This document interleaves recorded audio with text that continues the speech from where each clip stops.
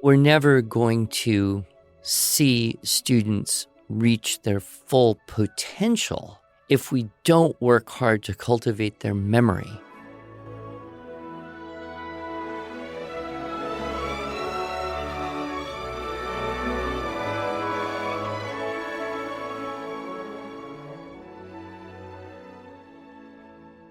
Hello, and welcome to the Arts of Language podcast with Andrew Pudewa, founder of the Institute for Excellence in Writing, or as many like to say, IEW.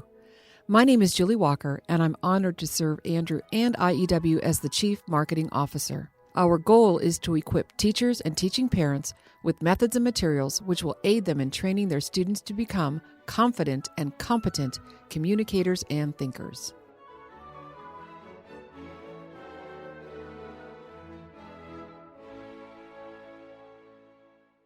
You know, Andrew, these Ask Andrew Anything episodes, of which this is one of them, don't seem to come out often enough. It just seems like we just have increasingly higher numbers of questions. So I'm hoping we can get to most of these today. Well, I hope so. There are, of course, many people who have very similar questions. This is true. So that's why we do this. Right. Isn't for the 5 or 6 people who actually sent in questions. Yes. We don't even know if they'll hear this episode. It's true. But other people may very likely have similar questions. It's true.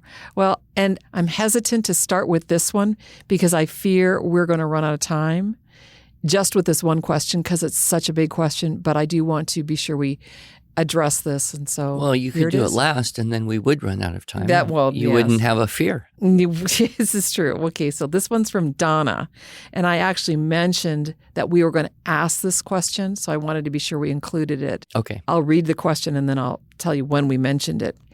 My question: what are your thoughts, comments, concerns with the emerging AI chat technology as we can use it for writing almost anything?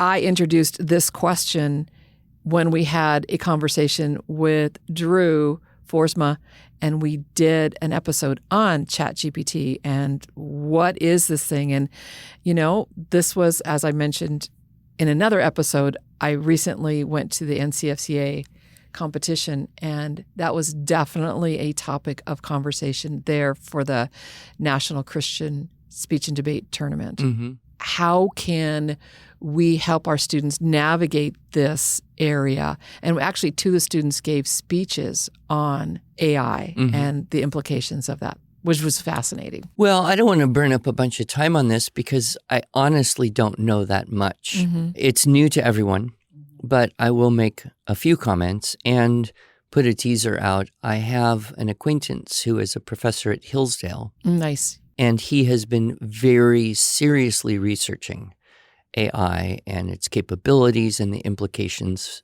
for that in the field of education. Right. So, you know, if we could have another podcast and interview him, I think we could get a better voice because I haven't spent much time. Mm-hmm. Quite honestly, I haven't even signed up for an OpenAI ChatGPT thing because I honestly just don't care that much. Mm-hmm. But, you know, there is that thought that, okay, if there's a tool that can be as good as a human and write stuff, that could destroy our business. Mm-hmm. But on the other hand, can that thing actually be as good as a human? Right. And if the answer is no, it can only give the appearance.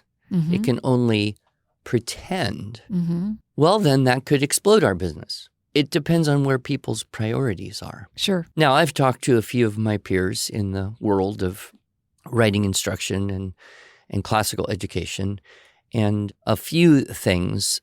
Most everyone I've talked to who's tried it says it's not good. You can tell it's not written by a real person who has knowledge and discernment about the subject. It's a clever concoction of stuff you can pull from various places. But it's not something that I would use instead of myself. Right. So I've had a few people basically say that to me. Like, it's not good enough to make up to be human yet. Well, and the thing that I think about, Andrew, is so many of the college students back, before this came out, they were paying people to write their essays for them. Right, but that was like paying people. Well, and here's my point, though. It's now becoming more accepted to just, you're not paying ChatGPT. Well, yeah, there's a subscription fee, but the writing is probably better than that student could do. We know that students generally don't know how to write well, thus the existence of our company. I talked to one person who is not solely in charge, but is in the administration of an online college. Mm-hmm. And he said that when we get a paper and it is detected as created by AI, we reject it immediately, give the student a failing grade, and also extend to them the opportunity to redo that assignment and promise not to try to sneak it by us again. I said, how do you know? Right.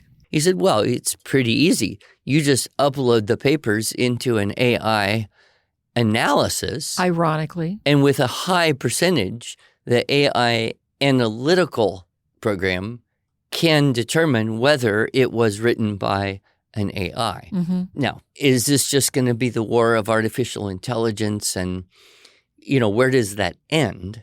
Also, I think everyone is nervous because this thing is in its kind of infancy. Exactly. And if we generally look at technology, it gets better very, very quickly. Mm-hmm. So where will we be 2 or 5 years from now? Right. I don't know. Right. One thing that we would hope is that the soul of a person comes through their writing to some degree. Mm-hmm. Obviously, really original, perceptive, imaginative, powerful writers, that's happening, right? I mean, the soul of C.S. Lewis is in the writing. Yes. And no one other than C.S. Lewis could have written what C.S. Lewis wrote. Yes. But we're not all there yet. No. So I guess the danger is, are so many people going to become dependent on letting a machine do their writing that they never develop the craft to the point where they could see their soul coming through? I'm sure there are many very effective uses in the business world for this type of mechanical transfer of information. Mm-hmm. And, it's drawing from very large databases of language and it's learning continuously. That's the nature of it. Sure. So, I don't know, it should get better and better. And then you move into the whole debate is, will AI be so disgusted with the imperfection of humans that it contrives a way to just kill us? That came up in one of the speeches that But that's kind of a separate subject Sure. than what do we do in education? Yes. So my thought would be we would benefit from continuing to teach writing and disallow the use of that for the purposes of helping students learn how to collect up, organize, refine, present, and distribute information. That's a skill. And then if they find themselves in a situation where AI could be helpful, they will be able to use the AI tool. Yep. Rather than saying, well, since AI is going to do all that, why bother to teach it? Who's going to use the tool better, Mm-hmm. right? Exactly. So, I guess that would be my bottom line on that particular question. You tried, or I don't know, your daughter-in-law tried an experiment, and it seemed like it was a cut and paste job from Wiki or something, right? Well, and she asked the question, how does IEW compare with other writing programs? And the answer wasn't accurate. It gave a different answer. One of the things that Drew said in our conversation, and we'll link to that podcast in our show notes, is when students are like the students that you're describing, Andrew, if they skip the steps of learning to write themselves, they're cheating only themselves. It's kind of like cheating on a diet. If you cheat on a diet, who are you cheating? You're cheating yourself. You're not going to be able to achieve your goals, which is thinking, right? Yes. But a lot of people are probably not thinking about the consequences of students not thinking better. And we have become so very dependent on technology in all ways. It's true. I only have 2 phone numbers memorized. And that's because both of these phone numbers existed before I had text and auto dial on the phone. So, right. But we just, our memories Yes. are not what they used to be. Yes. Our attention spans are not what they used to be. Our calculation skills are not what they used to be. So it would make sense that we will at some point say, well, our writing skills aren't what they used to be. I'll just depend on the technology to do what needs to be done. But we're never going to see students reach their full potential if we don't work hard to cultivate their memory, if we don't work hard to help them learn to think mathematically, if we don't help them to do this without the assistance of technology. Yep. And if we do all that, then I suspect they would be able to use the technology in a much more effective and hopefully qualitatively good way. But the human soul is sensitive to beauty. An AI cannot. It can only imitate what it sees other human beings saying is beautiful. But it doesn't have a soul. The human soul is sensitive to goodness. The AI can only imitate what other people have said is good. Yep. And the problem of truth is extraordinarily problematic right now because I myself and many people I know have reached a point where we really simply don't accept anything that we read anywhere. And then with the deep fake, we can't really trust our eyes either, right? You see a video, how do you know that's the president? How do you know it isn't the president? So I think the deeper level problem here is we're just not trusting each other anymore. And where this ends, I don't know. Anyway, we better move on and get to a different question. Thank you for that timely question, and I hope that answer at least can start more conversations. So here's another question. This one's from Annie. She says that she is new to IEW and recently purchased the Structure and Style for Students Year 1 Level B and Introduction to Public Speaking for her 8th grader.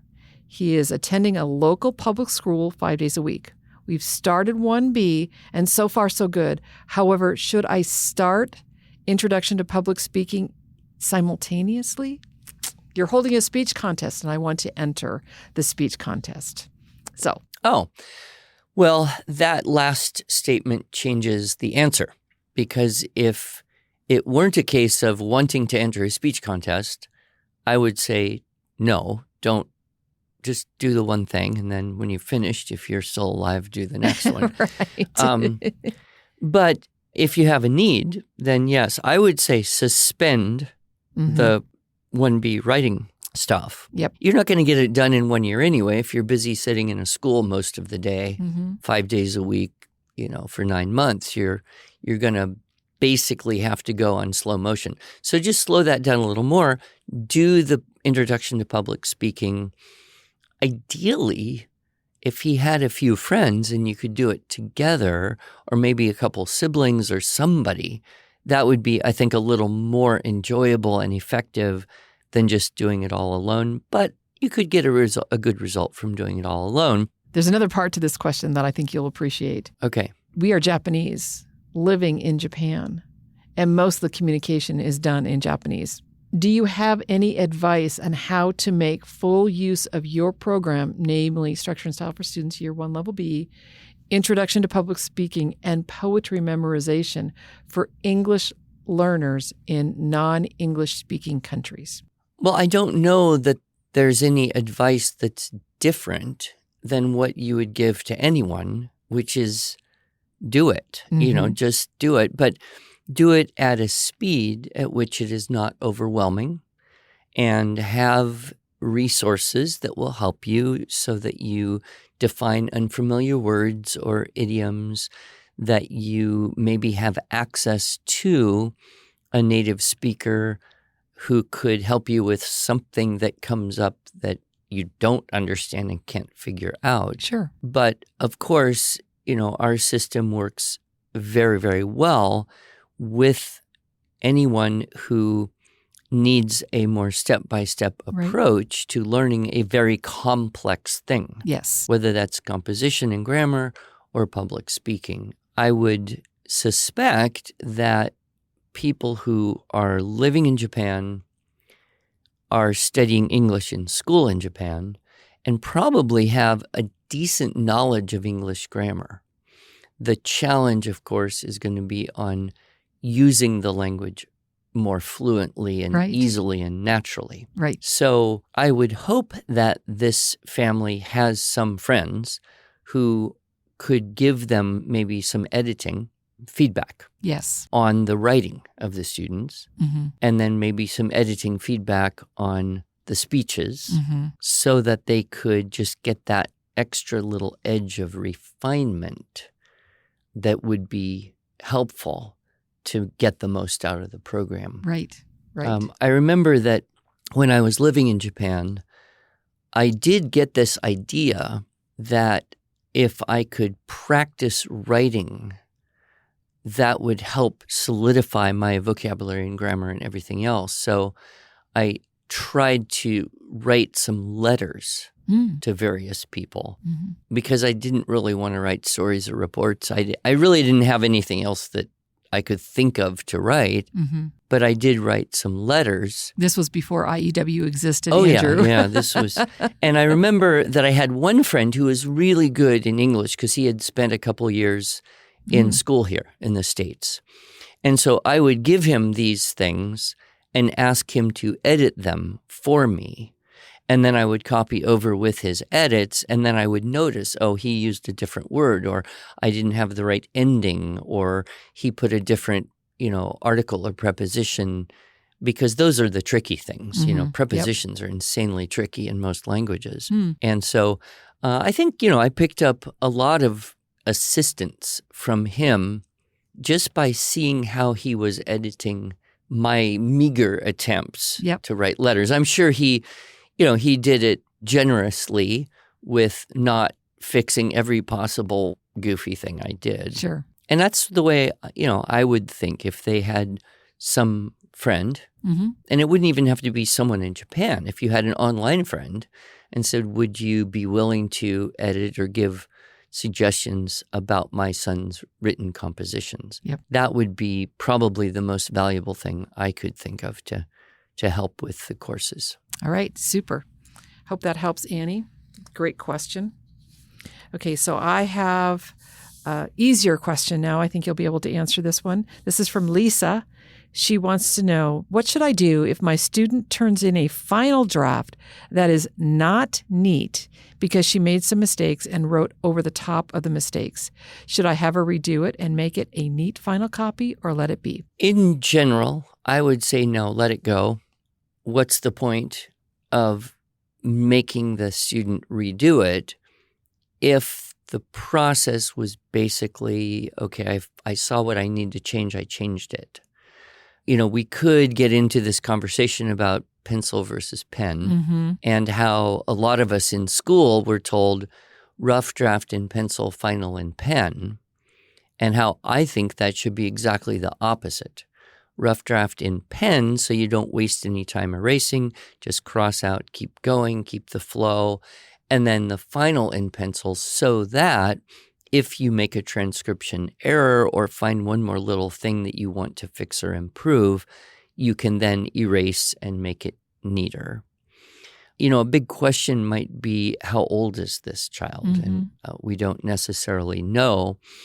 I'm guessing the child is on the younger side. Yes. Like 10 or under. In which case, I would just say, basically, if everything's good and it's legible, let it go. There's no benefit in saying, recopy this again, unless it was something you really wanted to hang on the wall or, put in a book or send to grandma, unless you were going to showcase the thing in some way. Yep. The most common question, and even more important, is the question, my 10-year-old wants to type his first draft and then just edit on the screen and then just print out the final version. And that, I think, you're losing some of the benefits. Yep. So up to a certain age, and that may vary from, home to home, kid to kid, writing on paper, composing the rough draft on paper, and then having that edited is hugely valuable. Then type it up, try to get the edits into the typed up version, print it out, do one more proofread, see if there's anything else needs to be changed, mark it on the paper, go back and implement those changes so that the editing experience is really happening on paper rather than on screen. And that creates an objectivity. It gets you away from the screen, which is inherently distracting, allows you to look at it in that sense.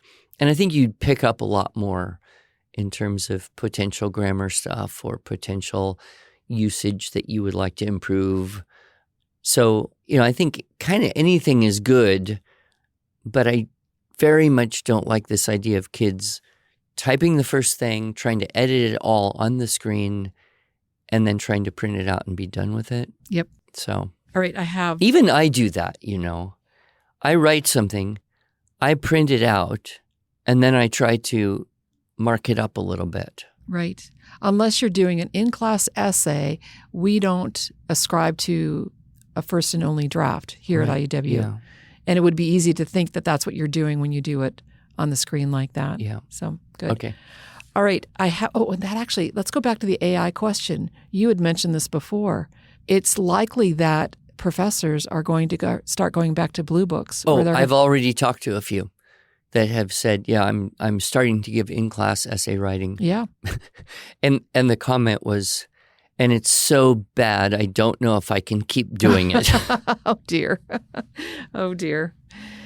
Okay, last question, or at least, it's not the last question because I have another one, but we just don't have time for it. I'll give you a one-word answer, and then we'll have plenty of time. Okay, this one's from Rachel. She has a 10-year-old daughter, and she's working her way through Structure and Style, Year 1, Level A. After I've edited her rough draft, she goes on to rewrite a final draft. Good job, Mama.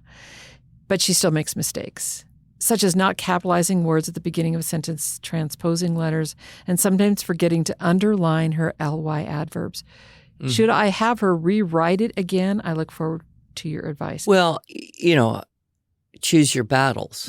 If it's not overwhelmingly difficult, there would be value in her rewriting it, but it also depends on how many things are problematic and whether you can use a pencil to fix it in the second draft. I'm assuming you can still buy whiteout. I wouldn't recommend it. Right. But if they're writing on paper, it is a lot of work to have them rewrite that whole thing again with their pen and their young motor skills. And it might be just, like you said, it might be just a battle they don't want to fight. Right. And I think the question is a little different. If you miss a capital when you're transcribing from an edited rough draft, okay, fine, just write over the letter and make it a capital or erase it if you can. If you miss an underline, that's a sorry, you're not finished yet problem. Yeah, hand it back and let them underline. Then you'd kick back and say, well, you have 5 dress-ups on your checklist, but I only see 3 underlines in this paragraph. So that's easy to fix. Yeah, that's an easy one, and that's worth spending the extra minutes on. In terms of, the spelling and mechanic stuff, they're just kids. It'll get better and easier. Just keep at it. Keep at it. Don't have this obsession with doing something so many times to perfection that pretty soon the child just dreads it. Very good advice, Andrew. Well, thank you again for all your sage advice. And we'll look forward to the next episode where we're going to do something really special. We're going to do a call-in show where listeners can call in. Oh. And we'll record that and launch that as our 400th episode. 400? Yep. Wow. Very exciting. We've been at this a while, huh? Yes, we have. Thank you, Andrew. Thank you.